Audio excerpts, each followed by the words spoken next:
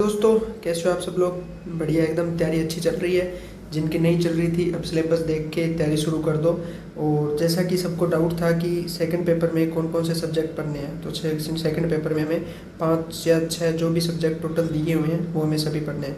तो मैं थोड़ा सा फास्टली इसको सिलेबस को मैं बताता हूँ आपको क्या क्या है। जो ये सिलेबस है वो पेपर 1 का है, जिसमें हमें 40% लाने हैं।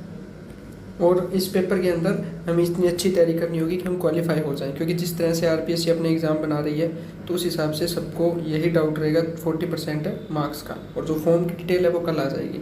तो सबसे पहले इसके बारे में डिटेल करते हैं अपने पेपर 1 के बारे में। पेपर 1 का जैसे कि यहाँ पर है मेंशन कि पहला जो पेपर है जनरल स्टडी के अंदर, जनरल स्टडी में जो सब्जेक्ट वाइज इन्होंने दिए हैं उनमें से देखो, पहला है कि history of Rajasthan and Indian history with special emphasis on Indian national movement.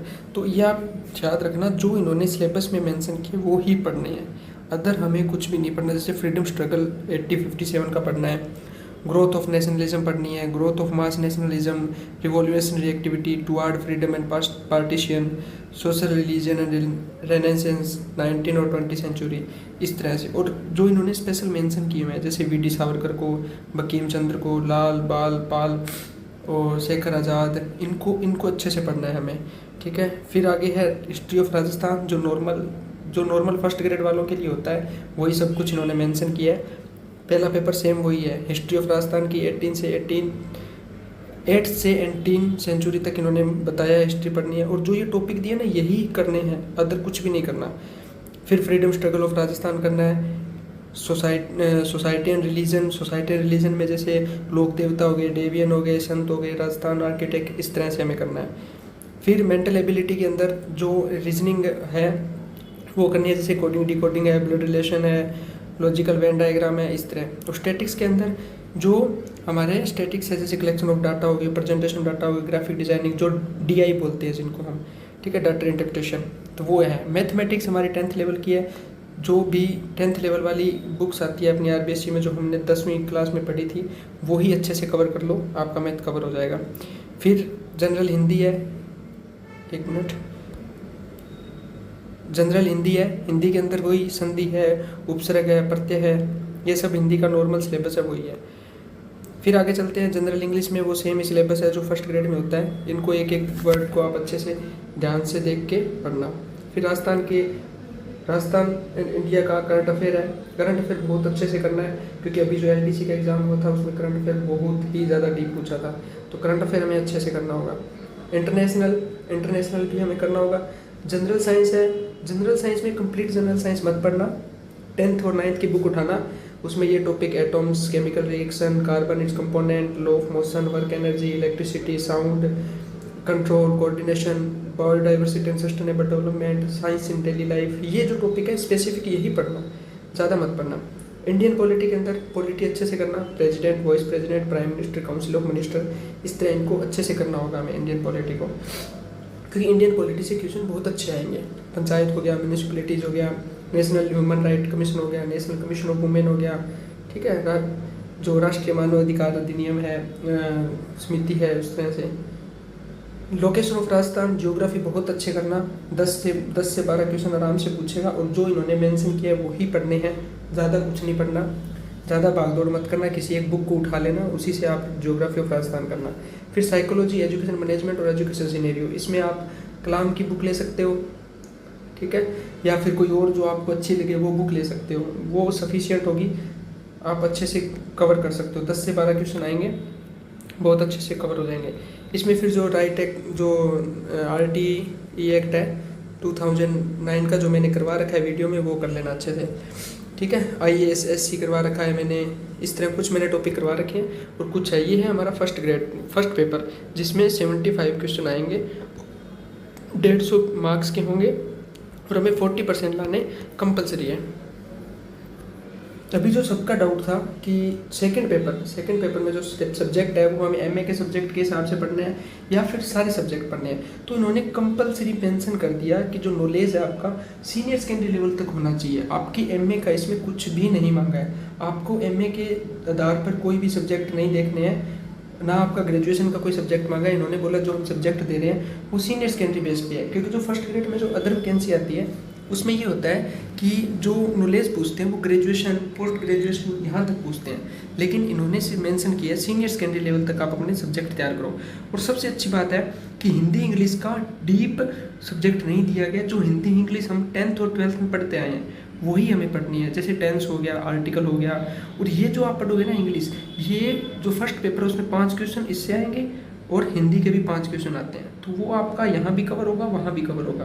तो इंग्लिश में जैसे टेंस है, आर्टिकल है, मॉडल हो गया, प्रीपोजिशन हो गया, बेसिक सेंटेंस हो गया, सिनोनिम एंटोनिम्स, कॉम्प्रहेंशन आएंगे, आइटम्स आएगी, transformation, direct indirect, passive affirmative, negative, interrogative, ये सब्जेक्ट ये कुछ टॉपिक आएंगे। डिग्री ऑफ एडजेक्टिव आएगी, प्रफिक्सेस एंड सफिक्सेस आएंगे, one word substitution and word often confused, ये सब आएगा इंग्लिश में। तो ये आप कोई भी यूट्यूब से क्लास शुरू करके डे बाय डे शुरू करो और अच्छे से इंग्लिश को कवर करो। हिंदी नॉर्मल है, हिंदी में आपको मैं सोर्स बता रहा हूँ, 9th से लेकर 12th तक RBSC की एक बुक आती है सामान्य हिंदी व्याकरण वाली, तो वो पढ़ लेना।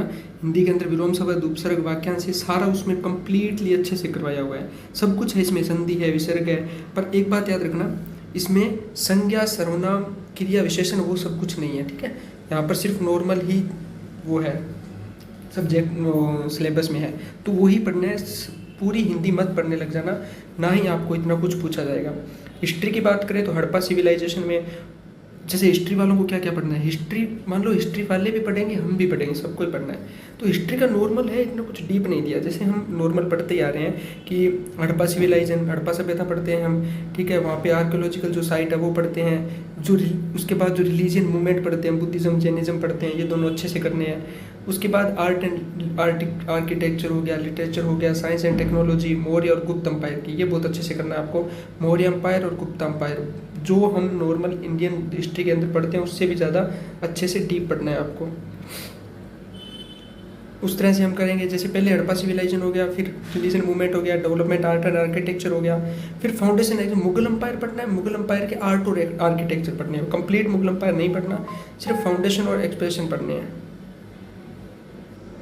हाँ, तो जो हमें पढ़ना है हिस्ट्री में, जैसे इसमें मुगल अम्पायर और आर्ट एंड आर्किटेक्चर पढ़ना है। Growth of British paramountcy, growth of nationalism हो गया, नेशनल मूवमेंट हो गए, नॉन कॉर्पोरेशन मूवमेंट हो गए, जो हम मॉडर्न हिस्ट्री के अंदर पढ़ते हैं। सिविल डिसोबीडियंस हो गए, जो भी हमारे गांधी जी द्वारा जो भी मूवमेंट चलाए गए हैं वो सारे इसके अंदर पढ़ने हैं, ठीक है। इसमें आप 11th 12th वाली NCERT जो विपिन चंद्रा की आती है और 11th वाली NCERT जो सतीश चंद्रा की आती है, इसमें मैं अलग से मेंशन कर दूंगा जो जहाँ से सोर्स से आपको पढ़ना है वो सोर्स भी मैं अच्छे से बुक डाल के बना दूंगा एक अलग से वीडियो। हिस्ट्री ऑफ राजस्थान आप 9th और 10th की बुक पढ़ो अच्छे से, राजस्थान अध्ययन। इसमें जैसे एज, आर्ट, कल्चर, अचीवमेंट पूछा है, मुस्लिम पावर्स, राजपूत रूलर, इनके बारे में पूछा है, भक्ति मूवमेंट जो भी मिडाइवल राजस्थान में, स्पेसिफिक प्रेफरेंस, मीरा, दादू, ये सब अच्छे से करना है। यह हिस्ट्री ऑफ राजस्थान। फिर संत करने हैं जितने भी है, फोक कल्चर करना है, ये हिस्ट्री के अंदर आएगा। पॉलिटिकल साइंस में इंडियन पॉलिटी जो ऊपर पढ़ चुके हैं पहले पेपर में उससे रिलेटेड है। स्टेट और एग्जीक्यूटिव लेजिस्लेशन जो राजस्थान की पॉलिटी है वो करनी है, राजस्थान की स्टेट जुडिशरी करनी है, local self government in Rajasthan जो भी है वो करनी है, और कॉन्स्टिट्यूशन स्टेट्यूटरी जो बॉडी है वो राजस्थान की सारी करनी है। इंडियन पॉलिटी जो फर्स्ट पेपर में करनी है, राजस्थान पॉलिटी जो हमें सेकंड पेपर में करनी है। सोशोलॉजी भी आपको मैं सोर्स बताऊंगा जहाँ से आप कर सकते हो।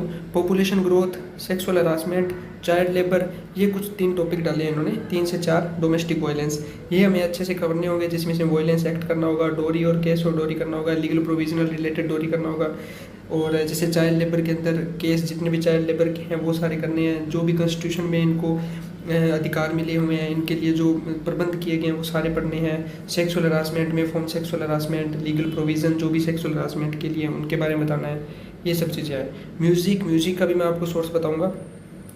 टर्मिनोलॉजी जैसे नाद हो गया, श्रुति होगी, स्वर हो गया, सप्तक हो गया, थाट हो गया, ये सब इसमें कवर करनी है। स्टडी ऑफ स्ट्रक्चर म्यूजिक का जो भी है सारे मेन इंस्ट्रूमेंट करने हैं। संत musician, saint museum of Rajasthan, जितने भी राजस्थान म्यूजिक से रिलेटेड संत थे वो सारे करने हैं। ट्रेडिशनल म्यूजिक जैसे लंगा, मांगलियार, भोपा हो गए, कालबेलिया हो गया, इनका करना है। जयपुर घराने करने हैं हमें। फिर जो स्पेशल एजुकेशन जो हमारा पार्ट भी है, जिसके भी 75 क्वेश्चन आएंगे, 150 नंबर का आएगा, जो मैंने करवा दिया, जो अब तक एक्ट और पॉलिसी जो मैंने करवा रखी है उसमें से मैं आपको बताता हूँ क्या क्या मैंने करवा दिया और आगे हम अच्छे से करते जाएंगे। RCI मैंने करवा चुका है, हमें RCI करनी है। हमें जो national institute under department empowerment of person with disability DEPWD है, उसके मैंने कुछ डिपार्टमेंट करवा रखे हैं। फिर NCERT करनी है जो मैं करवा दूंगा। ALM जो जो artificial lymph manufacture corporation of India, इसका छोटा सा पार्ट मैंने करवाया है, इसको अब मैं डीप करवा दूंगा। फिर नेशनल प्रोग्राम पॉलिसी में नेशनल एजुकेशन पॉलिसी 2020, ये हम पहले जो पार्ट पेपर 1 है उसमें भी आएगा, सेकंड पेपर में भी आएगा। समग्र शिक्षा 2022 ये भी हो जाएगा धीरे धीरे, आगे हम करते जाएंगे। National curriculum framework school education, ये चीज़ें करनी है। एडिप स्कीम मैं करवा चुका हूँ, UDID मैं करवा चुका हूँ, ठीक है। RCI एक्ट 1992 करवा दिया, नेशनल ट्रस्ट एक्ट 1999 करवा चुका हूँ, RPWD एक्ट बहुत अच्छे से करवा चुका हूँ 2016 का। तो ये एक्ट एजेंसी में हाफ मतलब 40 से 50% करवा चुका हूँ, आगे मैं और करवा दूंगा। पेडालॉजी टीचिंग लर्निंग मटेरियल के अंदर लर्निंग मटेरियल करना है, उसमें कंप्यूटर नॉलेज भी, टेक्नोलॉजी रिपोर्ट और जो टेक्नोलॉजी टीचिंग लर्निंग है वो करनी है। पेडालॉजी के अंदर सिद्धांत करनी है, अप्रोच उपागम करनी है, practice for special and inclusive classroom, ये हम पेडालॉजी करेंगे। इंडिविजुअल एजुकेशन प्रोग्राम जो IEP है वो हमें करना है अच्छे से। उसके बाद अडेप्टेशन मॉडिफिकेशन ऑफ करिकुलम, जो हमारी एक्टिविटी है लर्निंग, उसके वातावरण के बारे में पेडालॉजी की वो चीज़ें हमें करनी है। Differentiated instruction, universal design of learning, इनके टॉपिक मैं छोटे छोटे लेके आऊँगा, आप अच्छे से कर सकते हो। और TLM जो हम B.Ed कर रहे थे उस टाइम में हमें से TLM मांगा जाता था, मटेरियल मांगे जाते थे प्रैक्टिकल के टाइम, तो वो TLM, ये इंफॉर्मेशन कम्युनिकेशन टेक्नोलॉजी हो गया, assistant device technology, access learning resources, बहुत ये मैं बता रहा हूँ बहुत अच्छे से स्पेसिफाई करके दिया गया है, इससे बाहर कुछ नहीं आएगा। अगर इनको हम अच्छे से कर लेते हैं तो सब कुछ कवर हो सकता है। Education for special abled student various kind disabilities के अंदर जो एजुकेशन जो डिसेबल चिल्ड्रन है उनके बारे में जो 2016 के अंदर जो 21 प्रकार के डिसेबल पर्सन बताए उनके बारे में बात की गई है। Education provision for teaching and evaluation adopted by Rajasthan board of secondary education, ये सब इसके अंदर है। तो ये जो 300 मार्क्स का है, 3 घंटे का है और 75 question, 150 marks, part 1 part B, इसका जो सेकंड पेपर है उसमें 1/3 इसकी नेगेटिव मार्किंग है और 40% कंपलसरी है। और ये सेकंड पेपर का जो मैं अभी बताया हूँ आपको, सेकंड पेपर का ये हम धीरे धीरे करते जाएंगे और मैं आपको अच्छे से इसको करवा दूंगा। बाकी जो सिलेबस है उसके मैं सोर्स है वो मैं एक वीडियो लेके आऊँगा जिसमें मैं कंप्लीट सोर्स बताऊंगा आपको। और आप इस चैनल पर जुड़े रहें, यहाँ पे बहुत अच्छा मटेरियल प्रोवाइड करवाया जाएगा। टेलीग्राम चैनल का लिंक मैं डाल दूंगा, वहाँ भी आपको नोट्स वगैरह प्रोवाइड करवाए जाएंगे। जो भी बेस्ट बुक होगी वो सब मैं आपको प्रोवाइड करवाऊँगा, ठीक है। मैं भी अच्छे से उस पर एनालिसिस करके और अच्छे से रिसर्च करके ही मैं आपको सब चीज़ें प्रोवाइड करवाऊँगा। तो बेस्ट ऑफ लक, तैयारी शुरू कर दो सब, ठीक है। Thank you so much.